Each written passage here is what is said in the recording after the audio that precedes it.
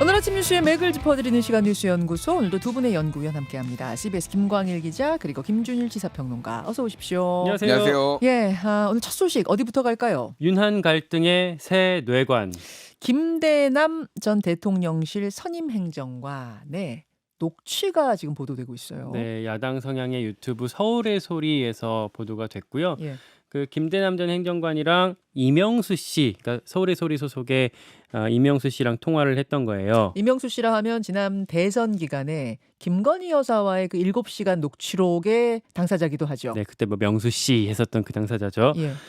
이번 통화는 시점이 지난번 국민의힘 전당대회 직전이었고요.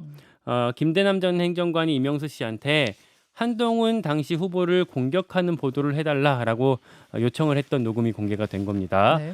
뭐라고 얘기를 했냐면 서울의 소리에서 한동훈을 치면 아주 여사가 이명수 들었다 놨다 했다고 좋아하겠는데, 이렇게 말을 하면서 내용은 한동훈 후보가 비대위원장 당시에 그 직권으로 여론조사 당비를 이용해서 여론조사를 했었는데, 그 여론조사에 본인의 대선 인지도 여론조사를 끼워 넣었다, 이런 정보를 이명수 씨한테 전했던 거예요. 그러면서 이걸 이용해서 한동훈을 쳐라. 그러면은 김 여사가 좋아할 거다. 뭐 이런 내용이에요. 네, 그렇게 말을 했었고, 실제로 그 통화가 이루어졌었던 이틀 뒤에 서울의 소리에서 기사를 썼습니다. 한동훈 대표의 당비 횡령 유용 의혹이라는 거를 썼었고요. 당시에 대선 토론회에서 원희룡 후보가 이걸 언급하면서 한동훈 대표를 공격하기도 했었죠. 예.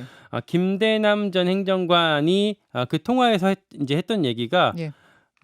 여사가 한동훈 때문에 지금 진짜로 죽으려고 막 이렇게 힘들어 하더라.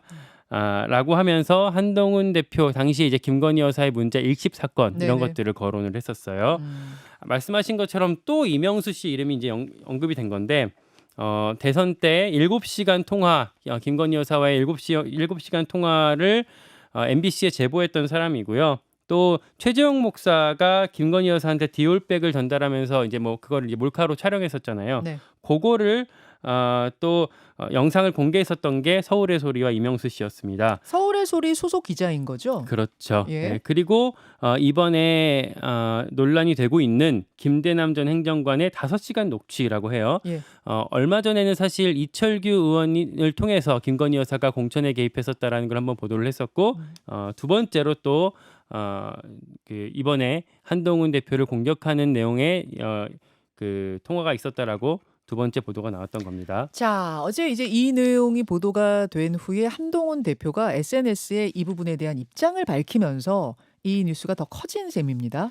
한동훈 대표가 뭐라고 올렸냐면, 현재 정부 투자 금융기관 감사인 사람, 이게 이제 김대남 전 행정관이거든요. 네. 지금 이제 기관에 감사로 와 있기 때문에 이 사람이 지난 전당대회 당시에 좌파 유튜버와 직접 통화하면서 저를 어떻게든 공격하라고 사주했다고 합니다. 국민들과 당원들께서 어떻게 보실지 부끄럽고 한심합니다, 이렇게 썼고요. 예. 친한계에서도 야, 한동훈 죽이려고 좌파 매체까지 동원해서 공격하냐, 이런 식으로 같이 일제히 뭐 사실상 대통령실까지 겨냥하면서 대응을 하고 있는 분위기입니다. 지금 요 통화 녹취가 나온 시점을 잘 봐야 되는데, 이게 그러니까 올 7월이에요. 전당대회 고무렵이고, 그렇죠. 예. 김대남 씨는 용산 대통령실에서 근무를 하다가 총선 나가려고 이제 나갔던 상태. 그러니까 이 당시에는 대통령실에 있었던 건 아니고 그렇죠. 나온 상태에서 통화를 한 거죠. 전직 행정관이고 나온 상태에서 통화를 했고, 지금은 그 기관의 감사로 가 있는 겁니다. 한 기관에. 네, 반면에 대통령실에서는 이 김대남이라는 사람이 여사도 모르고 대통령 일면식도 없다, 그럼 본인이 뭐 장사하는 거 아니냐라고 나름 어떤 이제 배우설에 대해서 부인을 했었고요.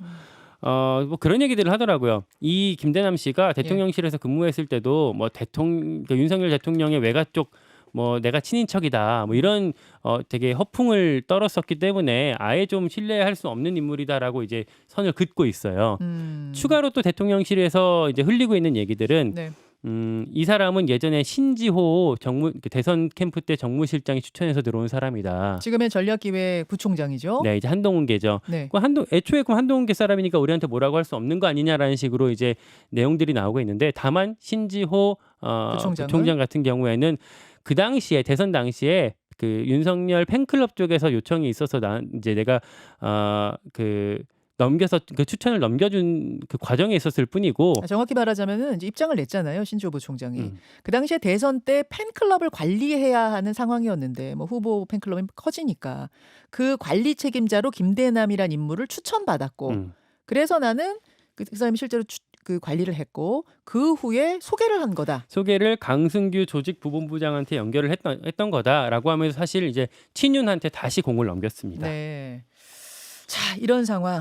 또 녹취록 하나 가져온 파장이 뭐 커지고 있는데요. 김준일 평론가는 어느 부분 보십니까? 일단 이 녹취록 얘기를 하자면은 이 김대남이라는 사람이 이제 총선 6개월 전에 용인갑에 출마하겠다고 이미 사표를 쓴 상황인데 그러니까 본인이 대통령실에 있을 때도 이제 이 이명수 기자랑 계속 통화를 했고 그 이후에도 이제 통화를 한 거예요. 그거는 뭐 이제 동양이라서 친해져 가지고 여러 차례 만나기도 하고 하면서 이제 예. 인간적 신뢰를 쌓은 건데 예. 중요한 거는 그겁니다. 그러니까 이게 8월 3일 날 이 보증보험 감사 상금 감사로 가는 게 이제 결정이 됐는데 예. 그 전에 뭔가 계속 이제 이런 말들을 하고 한 거예요. 그러니까 뭔가 이제 자신의 공적 실적을 보여주고 그거를 공으로 뭔가 이제 총선은 이미 어그러졌고 어디 이런 공공기관이라도 가기 위해서 한 거 아니냐 이런 것들이 조금 이제 좀 그 전화 통화 맥락을 보면 좀 보여요. 그러니까 또 뭐 이제 말을 했던 게 김건희 여사를 통하지 않으면은 공공기관이 가기도 어렵다 뭐 이런 식의 취지의 발언도 했거든요. 김대남이. 8월 3일 날 이게 결정이 되고 그 이후에는 이제 전화 통화가 거의 끊어집니다. 그러니까 이명수 기자. 이명수랑 이제 얘기를 하는 게 이제 끊어져요. 그러니까 이것도 역시 그러니까 본인이 소위 말해서 여사나 뭐 윤석열 대통령한테 잘 보이기 위해서 이런 식으로 이제 실제 그리고 보도가 났잖아요. 그러니까 그 이제 한동훈 서울의 소리에서 났잖아요. 김대남 씨 제보를 받아서 서울의 소리가 결국 그 당시에 전당대회 당시에 제보 저 기사를 낸 거예요. 예, 여의도 연구원에서 한 70억 원인가 들여가지고 그냥 이재명 대 한동훈 이렇게 이제 만드는 것도 아니고 이미지에 대해서 했다라고 하면 이거는 대선으로 이제 뭐 이제 나가기 위해서 이런 거를 당비를 한 거 아니냐 뭐 이런 내용입니다. 그래서 어쨌든 전체적으로 보면은 뭐 이거를 완전히 신빙성이 없다라고 보기는 어려운 상황이에요. 지금 결국은 이제 또 이게 김건희 여사 이제 얘가 나오고 있는데 아침에 지금 단독 보도가 어제 저녁부터 뭐 쏟아진 거 몇 개를 좀 말씀을 드리면은 오늘 이제 뉴스토마토가 아침에 6시에 지금 보도를 한 건데 명태균 씨가 2월 달에 정확하게는 2월 26일에 그 알파벳 이 씨하고 이제 통화를 하면서 김건희, 윤석열 이 두 사람한테 다 까발리겠다고 했다. 이 공천 개입과 관련해서 이렇게 약간 협박을 했다라는 그런 취지의 발언을 했어요. 그러니까 김영선을 컷오프되고 사실상 예. 그러니까 이제 창원에서 컷오프되고 이번 총선에서 컷오프되고 이번 총선이요. 예. 그러니까 2월 달에 이제 그다음에 이제 저기 김해갑으로 옮기겠다고 본인이 예. 선언을 했잖아요. 예. 그 앞단에 있었던 일이에요. 그러면서 내가 그렇게 하지 말라고 했는데 이거가 결국 이렇게 됐다. 컷오프하지 말라고 했는데 그 예. 얘기예요? 그러니까 컷오프하지 말라라고 하지는 않아. 그런 말은 안 했지만 어쨌든 네. 그 취지가 그런 거고요. 그래서 결국은 이렇게 했어요. 그러니까 내가 이렇게 뭐 협박범처럼 살아야 되겠어요? 라고 이제 그 알파벳 이 씨한테 이제 측근한테 이제 얘기를 한 거예요. 그러니까 내가 대통령 여사 그 내가 얼마나 심한 얘기 한 줄 알아요? 이렇게 얘기를 해서 이거를 이제 폭로하겠다라는 건데 결국은 뭐 이게 얼마나 이제 진실성이 있는지는 모르겠으나 이게 이제 김영선 컷오프 자체가 이제 3월 2일 날 경남 그 창원 의창하고 김해갑은 3월 2일 날 발표가 됐는데 이거는 2월 26일이거든요. 네. 그러니까 최소한 4일에서 5일 전에는 이거를 알았다라는 거예요. 그러니까 명태균이 알았고 이런 정보를 결국은 김건희 여사 통해서 알았다라고 지난번에 처음 폭로가 나왔으니 뭐 전체적인 분위기는 어쨌든 이게 지금 갈수록 공천 개입이 있었고 그런 부분에 김건희 여사가 알고 있었다라는 게 좀 증거들이 좀 정황 증거들이 지금 계속 나오고 있다 뭐 이런 얘기도 있고 또 하나는 뭐 김건희 여사가 2022년 11월 12일에 캄보디아 앙코르 방문 여사들 그때 캄보디아에 이제 외교 방문을 했는데 예. 그때 이제 다른 나라 국가들 여사들하고 같이 캄보디아 가는 일이 있었는데 그 일정을 캄보디아가 아니 앙코르와트를 앙코르와트. 가는 일정이 있었는데 그거를 갑자기 취소를 하고 그 심장질환 앓는 14세 소년 집을 방문을 해가지고 예, 그때 기억나요. 사진 네. 이렇게 안고 있는 사진이 그게 나왔잖아요. 근데 이거를 명태균이 거기 가면은 안 좋다라는 취지의 얘기를 해가지고 이를 옮겼다는 증언이 또 나왔어요. 그것도 이거는 역시 알파벳 E 씨의 그건 증언입니까? DC입니다. DC. 그건 D 씨의 증언이에요. 근데 DC가 또 7불사에 뭐 있었는데 이거는 이제 정황 확인을 해봐야 되는 거고 뭐 일방적으로 믿을 수는 없지만은 그런 게 뭐 있어서 김건희 여사에 대한 논란은 계속 이어지고 있고 뭐 JTBC가 어제 저녁에 한 거는 그 예전에 김건희 여사가 개입한 것으로 추정되는 주가 조작, 그러니까 도이치모터스 주가 조작과 관련해서 예전에 검찰이 한국거래소에 2009년 4월부터 2011년 12월 30일까지 어떻게 거래가 됐는지를 다 매매 정황, 매매 차익 현황표까지 만들어가지고 거래 정황을 다 봤는데 거기에서 이제 김건희, 최은순 두 사람이 23억 원 차익을 얻었다라는 게 거래소가 분석을 한 거를 검찰에 줘가지고 예전에 보도가 된 적이 있잖아요. 그게 이제 여기서 나온 거거든요. 그런데 중요한 거는 여기에서 호가 관여율이라는 게 이제 나오기 시작합니다. 이게 뭐냐면은 전체 주문에서 시세 조정 주문이 차지하는 비율이 어느 정도냐 되는 건데 김건희 여사가 특정 거래에 있어서는 굉장히 높은 호가 이제 관여율이 있었다라는 거예요. 김건희 여사 계좌에서 나온 게 그게 뭐 16%, 21%. 근데 5%만 넘으면은 보통 이거는 주가 조작으로 보고 금감원이 수사 의뢰를 한다라는 겁니다. 그러니까 이것도 역시 그 당시에 사실상 주가 조작에 관여를 했다. 같은 공범이다. 뭐 이런 정황들이 또 나왔다. 이런 이제 보도가 이제 계속 이어지고 있는 거예요. 어제 저도 JTBC 그 보도를 봤습니다만, 그러니까 김건희 여사 계좌가 지금 쓰인 것으로 보이는 그 주가 조작, 뭐 정확히는 이제 개입됐다라고 아직까지 확정은 아니고 그 계좌가 쓰였다는 것만은 분명하죠. 그 주가 조작 사건에서 김건희 여사 계좌의 호가 관여율이라는 게 5%를 넘어간다. 근데 보통 5%를 넘어가면 이건 상당히 의미심장하게 본다는 거예요. 그 수치가 5%. 그래서 그 계좌가 주가 조작에 쓰인 것은 맞아 보이는데 다만 그것을 김건희 여사가 알았느냐 몰랐느냐 이 부분이 풀어야 할 숙제다. 이렇게 마무리되는 기사. 이 역시 지금 파장을 좀 낳고 있습니다. 한 가지만 짧게 예. 그 공천 개입 문제가 있잖아요. 김건희 여사. 예. 선관위에서 그 부인이기 때문에 이거는 공직선거법에 의율하기 좀 어렵다. 그 규정이 없다라고 어제 민주당 측에서 이제 국정감사 서면 질의를 했는데 거기에 이제 답을 그렇게 했다고 해요. 다만 한 가지 좀 봐야 될 게 달리 해석할 수가 있는 게 이제 본인이 아니라 남편, 그러니까 대통령은 공무원이잖아요. 네. 대통령 통해서 만약에 그런 공천 개입을 했다라고 하면 달리 해석할 여지가 있고 그럴 경우에는 공직선거법을 의율할 때 공소시효도 더 길거든요. 지금 10월 10일이냐 마냐 하고 있는데 다르게도 해석할 수 있다는 여지도 같이 덧붙여서 말씀을 드릴 수가 있겠습니다. 자, 다음 뉴스는 중동으로 좀 가봐야겠습니다. 중동의 상황이 심상치가 않아요. 네, 이란의 미사일 180발 네. 밤사이 속보였는데요. 아까 오프닝에서도 말씀드렸지만 중동의 전쟁 위기가 한층 고조가 되고 있어요. 이스라엘 전 지역에서 공습 사이렌이 울렸고 모든 시민이 방공호에 대피했다. 이게 지금 이스라엘에서 밝힌 거거든요. 그리고 이스라엘 군이 밝힌 게 이란이 미사일 약 180발을 발사했다라는 거고요. 네.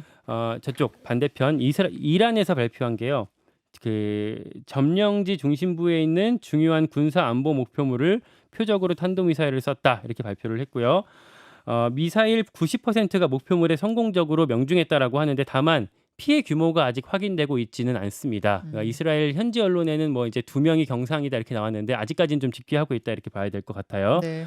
미사일 발사한 이유에 대해서 이란에서는 그 뭐 하마스의 수장 이스마일 하니에 그리고 헤즈볼라의 수장 하산 나스랄라 그리고 혁명 수비대의 아바스 닐 포르샨의 죽음에 대한 보복이다 이렇게 규정하고 있고요. 뭐 다 최근에 이스라엘의 공격으로 폭사했던 사람들이죠. 예. 한 가지 봐야 될 게 이제 하루 전에 이스라엘군이 레바논 헤즈볼라를 공격했었잖아요. 네. 이제 그리고 지상 작전까지 이제 돌입한 상황인데 이런 가운데 지금 미사일이 떨어진 거고 이스라엘이 이란에 대해서 지금 재보복까지 경고하고 있는 상황이기 때문에 상황이 좀 훨씬 더 격화하고 있다 이렇게 볼 수가 있겠습니다. 제가 앞서도 설명했습니다만 이란은 지금 보복 공격을 하긴 했지만 확전을 하고 싶어 하지는 않는 눈치는 분명해요. 네. 그렇죠?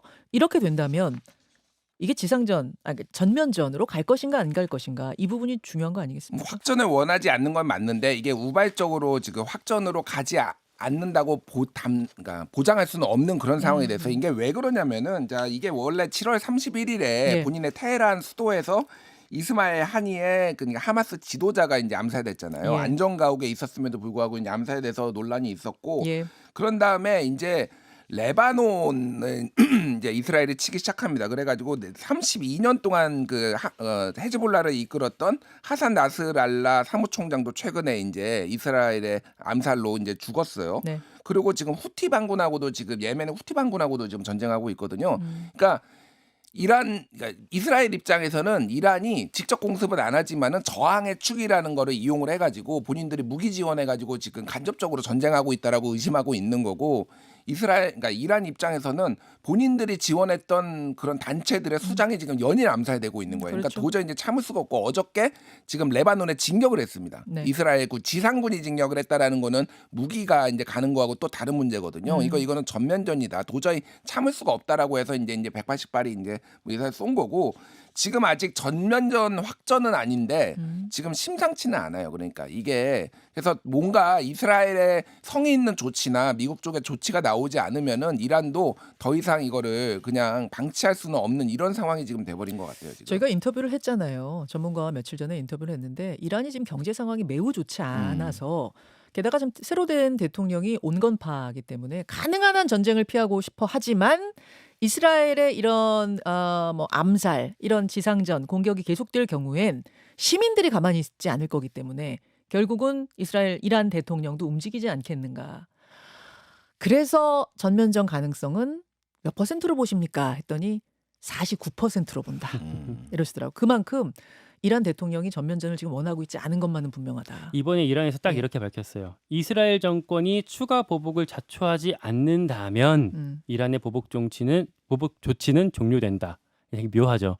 그렇죠. 제가 또 주목해서 보는 건 미국이에요. 지금 미국 대선 정말 얼마 안 남았어요. 이제 진짜 한 달 조금 더 남았잖아요. 미국 대선엔 어떤 영향을 미칠 것인가. 이 부분도 주목이 됩니다.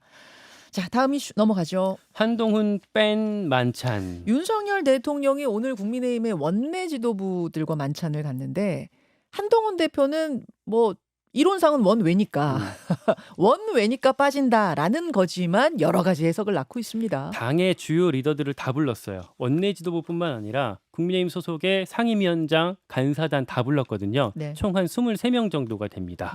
그런데 당대표는 여기에 참석 대상이 아니고요. 뭐 한동훈 대표가 이제 뭐 독대 요청하고 뭐 이렇게 했었는데 그거에 대한 답은 안 주고 있는 상황에서 한동훈 대표가 아니라 추경호 원내대표 중심으로 만난다고 하니까 야 이거 뭐냐 이렇게 의구심들이 나오고 있는 거고 그렇죠. 일단은 표단속 아닌가 싶어요. 이제 표단속, 거부권, 특검법. 네 특검법 이제 거부권이 오늘 아니면 내일 행사가 될 가능성이 크기 때문에 네. 이제 그 이탈표가 나오지 않기 위해서 좀 단속하는 그런 얘기들이 오가지 않겠냐 이렇게 지금 예측이 되고 있고 반면에 한동훈 대표 쪽에서는 여당의 원외 당협위원장들과 오찬을 한다라는 소식이 오늘 조선일보 단독으로 나왔습니다. 그 시각에 같은 시각은 아니고 같은 시각은 이제 아니고 7일 날 한다고 하는데 이제 약간 이게 맞불 성격이 아니냐.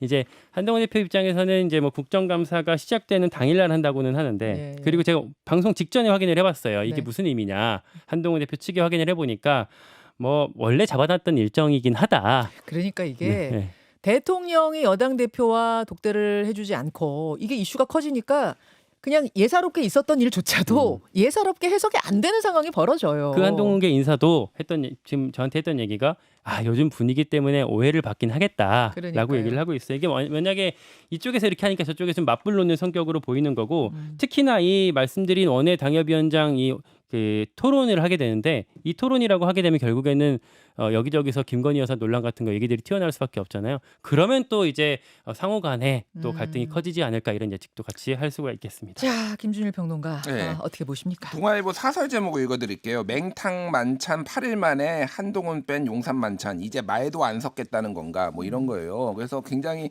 그러니까 뭐가 됐든 이게 이제 원래 원내대표만 만나고 뭐 이제 지도부만 만나는 거라고 하더라도 한동훈 대표 부를 수도 있는 거잖아요. 뭐라고 안 하죠. 네, 불러도. 부른다고 뭐라고 하겠습니까? 이제 명확한 시그널을 보내는 아니 거죠. 원회를 왜 불렀어? 이럴 사람은 없을 거예요. 그러니까요. 한동훈 대표의 요구하는 거 다 뭉개고 독대 안 해주고 그러면서 이제 결국은 이제 추경호 대표랑 원내대표랑 이제 직거래하겠다라는 시그널을 명확하게 보여준 거고 이후에 이제 특검법 표결에 이게 어떤 영향을 줄지를 봐야 될 것 같아요. 워낙 지금 김건희 여사 관련해서 지금 시끄럽기 때문에 정말로 일치단결할 것인지 이게 좀 오히려 악영향을 끼칠 것인지 이런 걸 좀 봐야 될 것 같습니다.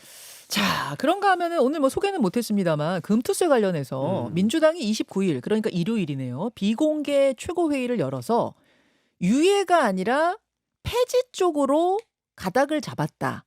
매를 그냥 맞는 김에 이번에 다 맞아버리자라는 쪽으로 의견이 모아졌다라는 오늘 아침 중앙일보 단독 보도가 있어요. 요 이야기는 잠시 후에 김부겸 전 국무총리 나오시니까 거기에 확인을 좀 의견을 질문해 보도록 하겠습니다. 두 분 수고하셨습니다. 고맙습니다. 감사합니다. 김현정의 뉴스쇼는 시청자 여러분의 참여를 기다립니다. 구독과 좋아요, 댓글 잊지 않으셨죠? 알림 설정을 해두시면 평일 아침 7시 10분 실시간 라이브도 참여하실 수 있습니다.